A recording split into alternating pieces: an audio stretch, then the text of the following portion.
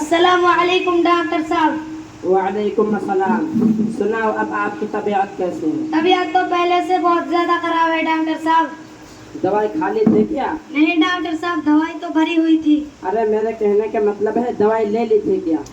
जी आपने दी थी, मैंने ले ली थी। अरे मेरे कहने का मतलब है दवाई पी ली थी क्या? नहीं डॉक्टर साहब, दवाई का रंग तो लाल था। अरे मैं अपना सर कहाँ फोड़ूं? मेरे कहने का मतलब है दवाई को पी लिया था क्या? नहीं डॉक्टर साहब, पी लिया तो मुझे था। अरे जो दवाई मैंने तुम्हें दी थी उसे मुंह में लगाकर पेट में डाल लिया था क्या? नहीं, क्यों नहीं? ढक्कन बंद था। तो खोला क्यों नहीं? डॉक्टर साहब आपने ही तो कहा था ढक्कन बंद रखना। या अब वहाँ मुझे इस पेशेंट से बचा लो। डॉक्टर साहब पहले तो बता दो मैं ठीक कैसे होऊंगा। तुम दवाई को ऐसे पियो तो दवाई तुम्हारे पेट के अंदर चली जाए। तो डॉक्टर साहब उसके लिए तो पेट काटना पड़ेगा। 哎呦我的妈！